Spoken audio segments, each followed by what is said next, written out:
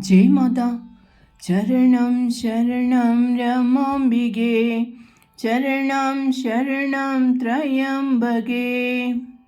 Essentials of Spiritual Life. Divine Mother Sri Rama Devi. What is spirituality? It is the force that stills and silences the otherwise tumultuous mind and transforms it into free, modeless, luminous awareness. Happiness and sorrow, bondage and liberation are for and of the mind only. When the mind becomes non mind through purification, the residual truth is Atman only. The modes of an unillumined mind are always in a state of flux.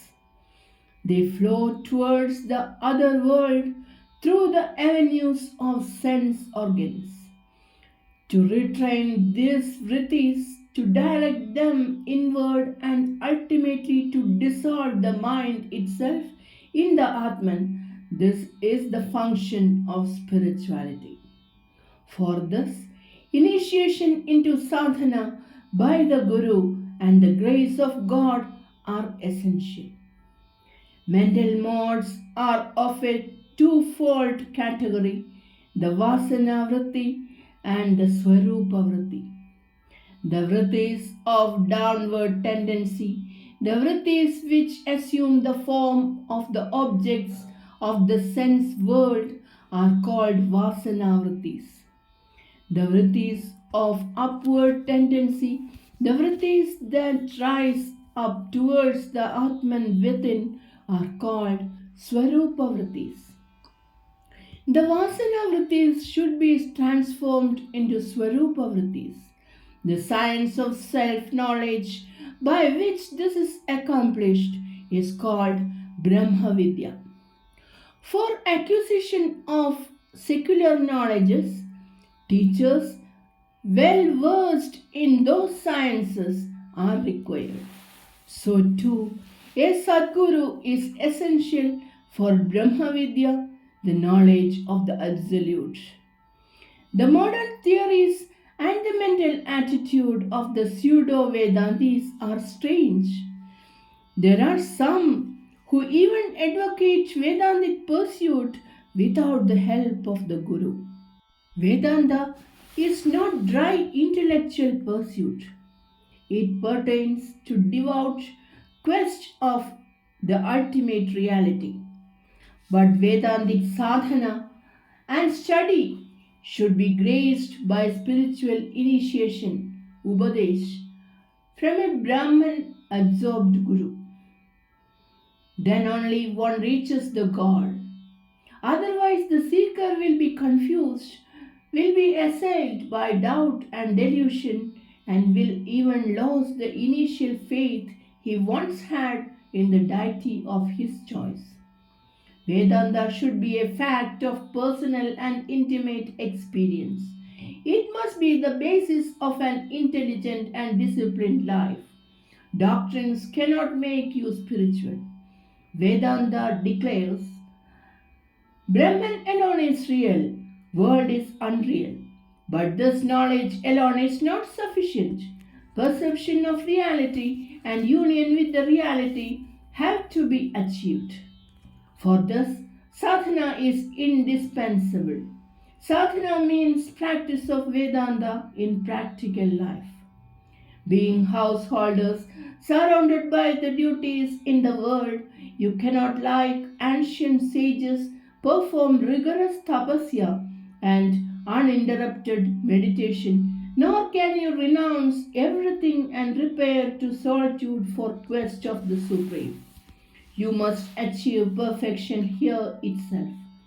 Dwelling in activity, how to reach the actionless poise, how to perform your duties without being bound by your actions, how to attain release from this misery of samsaric bondage. These are problems of vital importance for a householder. Awareness of the state of bondage is the first requisite.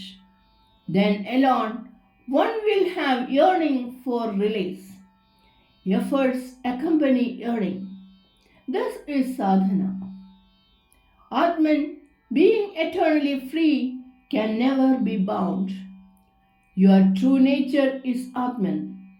Then for whom is bondage? This samsaric misery. One's own mind is the cause of bondage. And he who identifies with the body and the mind, the jiva, experiences pleasure and pain. The mind entangled in sensuality binds the jiva to samsara. When liberated from sensuality, the same mind leads to liberation. After a little study of the scriptures, everyone says, I am Atman. Bondage and liberation are notions of the mind only. How easy is to tell this, but how hard to realize this truth. The ignorant as well as the book learned are in the firm grip of egoism. Experience of Atman is Vedanta, not intellectual knowledge of scriptures. All can sit with eyes closed, all can perform japa, all can engage in kirtan, yet hardest of the hard is the task of eliminating the egoism, the extremely subtle, this bondage producing notion of personality. In the beginning of spiritual sadhana, this subtle egoism may not be visibly manifest. But as one advances in sadhana, there emerges the egoistic pride. I am a bhakta, I am a jnani, I am a yogi, I am a tabaswin, etc. This egoism of the advanced seeker is really the golden chain. The initial egoism of the ignorant can be considered to be the iron chain. Through succession of births, it may rust and eventually break. But this golden chain of the yogi's egoism is hard to break. Only the grace of the Guru can destroy egoism. First, the seeker should have firm faith in the Guru's word. This is the first sign of spirituality. By faith is meant shraddha and not belief. Belief is only a grasp on the mental level. It is fleeting. It may appear today and disappear tomorrow. On the contrary, spiritual faith is inward illumination, a grasp on the spiritual varieties. It is certitude in life spiritual. Faith is not a thing to be gifted by the Guru, nor it is to be acquired from any extraneous source. It is innate in everyone. It is the dormant splendor of self. It is awareness of spirit. Once it is awakened, the possessor of it becomes blessed. He gets the power to face the tests and trials of life. He rises above the plane of samsaric sorrows and prarabdha karma. Even if the whole world is against him, he stands rooted in his unshaken conviction. He is fearless.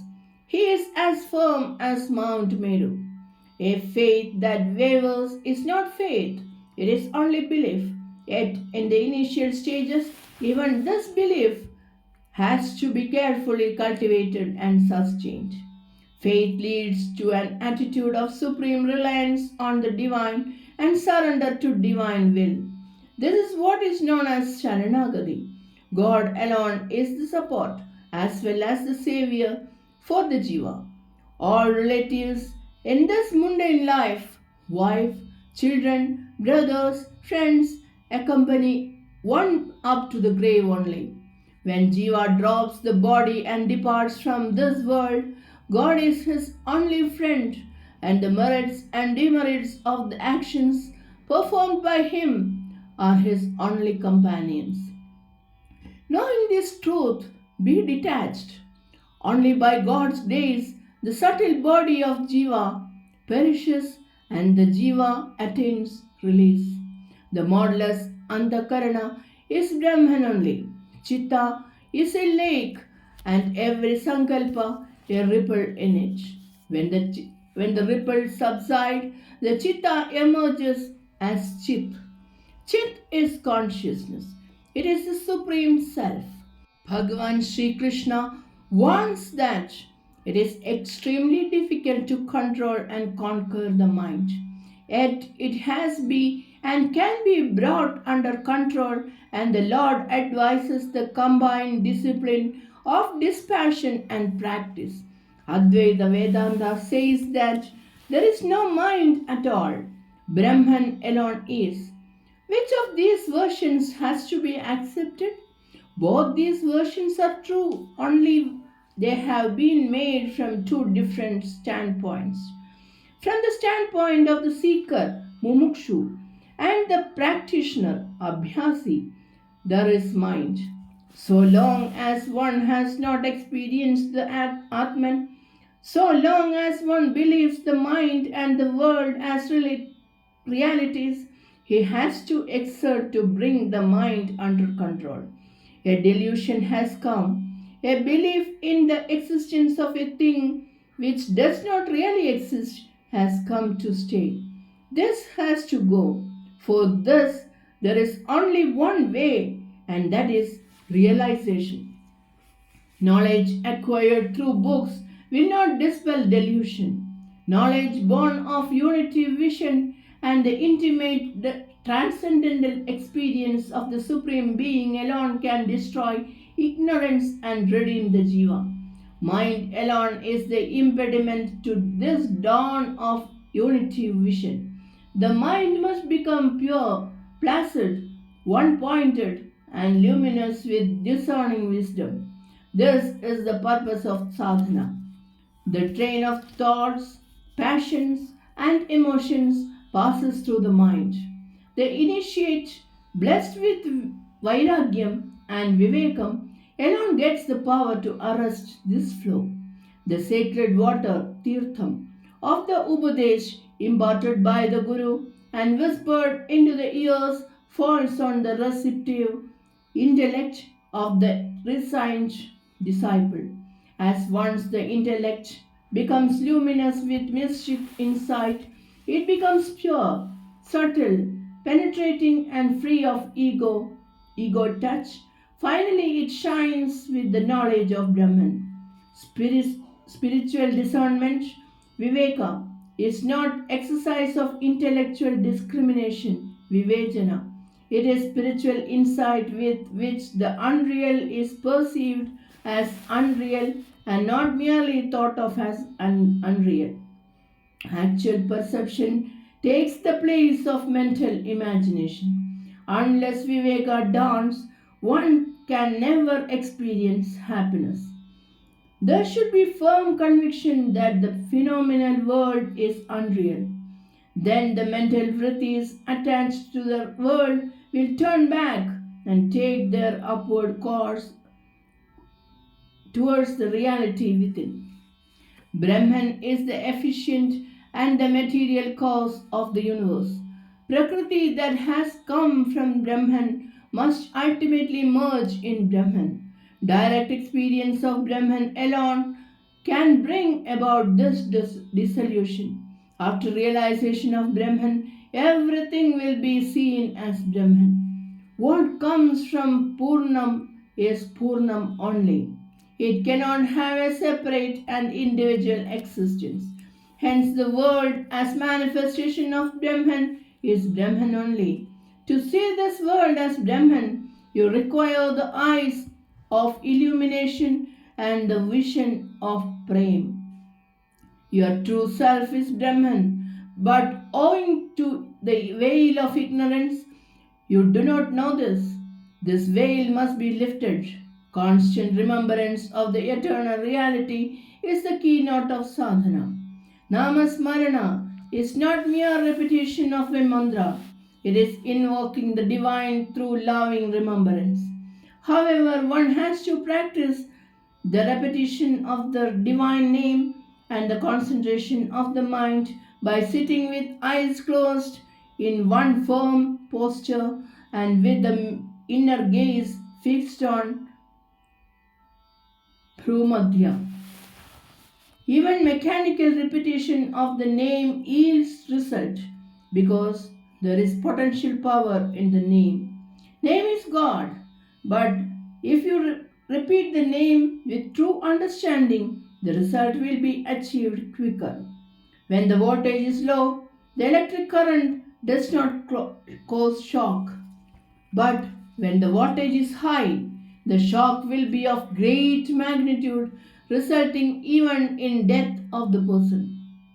Similarly, when the voltage of the repetition, namely Shraddha and devotion, increases, the name produces the greatest shock, resulting in the death of the ego. God is my real self, hence He alone is my own. I belong to Him only. This sort of personal intimacy is to be established. From this intimacy of relationship is born ecstatic love. To the ecstatic lover, God is the only object of thought, desire, and love.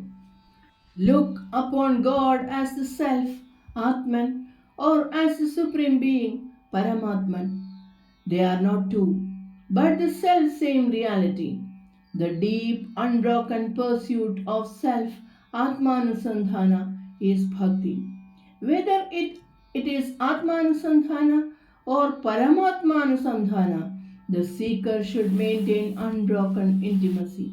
Their spiritual relationship, Sambandha, is the soul of spiritual quest. This leads to communion with God. The inner link should be firm and unbroken communion should be maintained. This is done through prayer, kirtan, loving remembrance, meditation, and self abnegating service. Ordinarily, one's love is scattered on manifold objects of the world. When this love is withdrawn from all objects and focused on God, it takes the form of the bhakti.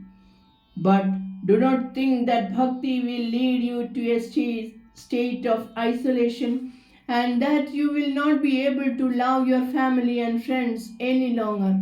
The bhakta is one gifted with unity vision. He loves God in his family, he in his friends, in the society, and in the whole humanity.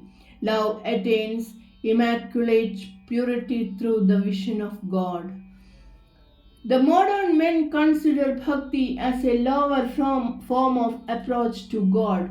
They think that it is meant only for women folk and that jnana is the path meant only for men and intellectuals. This type of notion betrays colossal ignorance of the nature of bhakti. What is bhakti? Bhakti is love, transcendent of the gunas and devoid of sensual desire. Love associated with the gunas cannot be real bhakti. Bhakti is supreme love, uncontaminated by rajoguna and tamoguna. Where there is bhakti, there is shakti. Where there is shakti, there is mukti. How can there be a pure and single minded attachment to the lotus feet of God when the mind is clouded by tamoguna? Tamas is of the form of ignorance, delusion, and infatuation.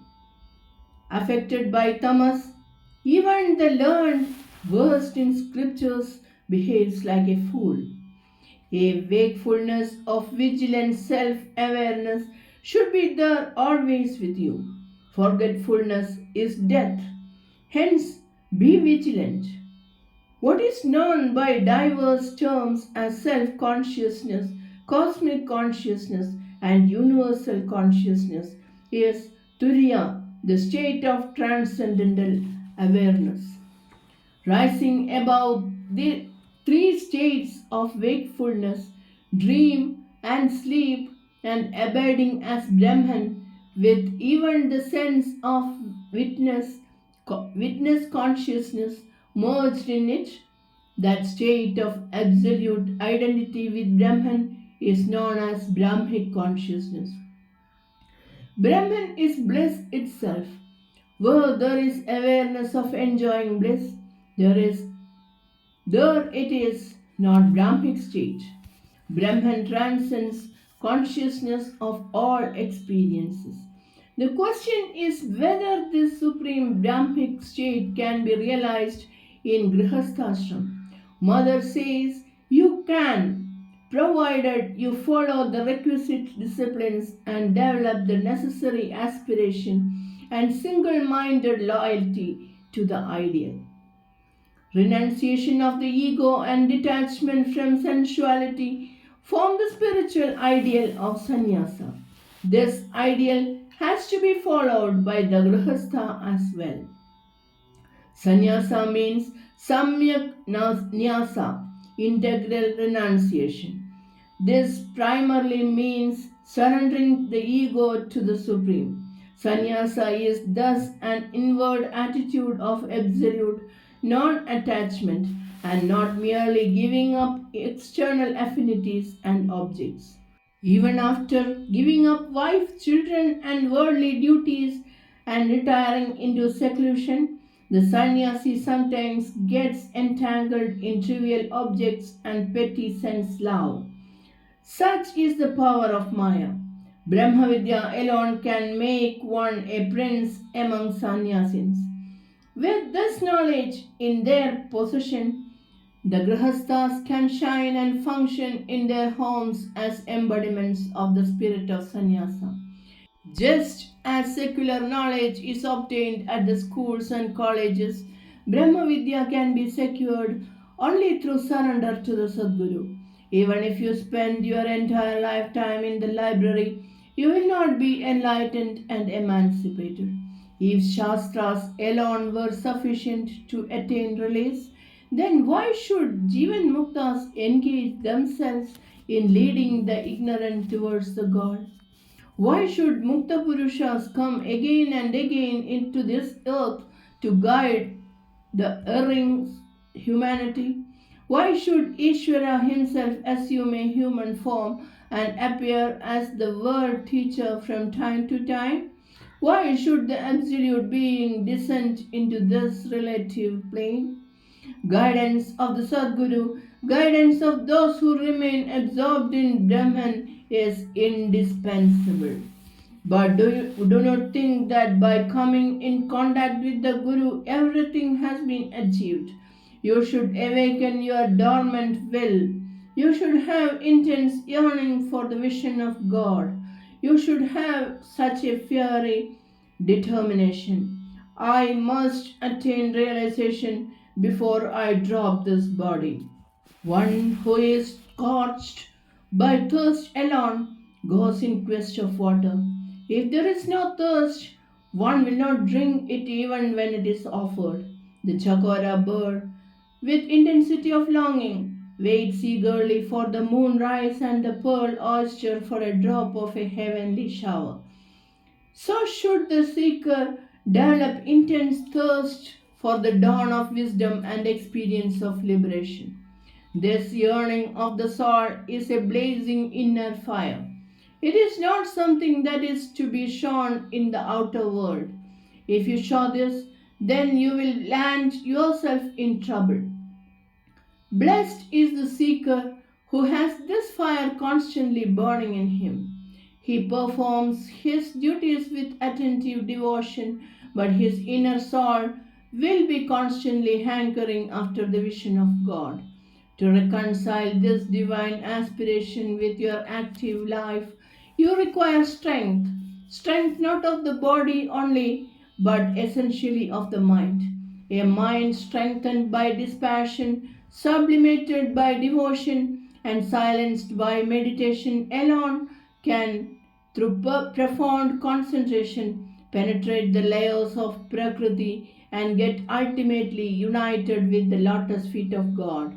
The lotus feet signify not Saguna, but verily the all transcendent supreme state of the non dual Brahman, which is free of the gunas. Herein is the fruition of bhakti with its glory and supremacy. Identity with non dual Brahman is the inevitable culmination of devotional love.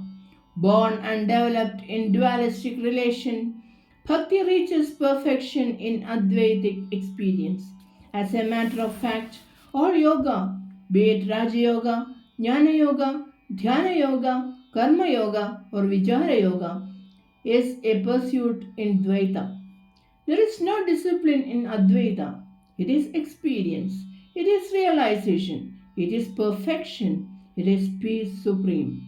Bhakta begins devotional exercises with the attitude that he has none in the world except his beloved.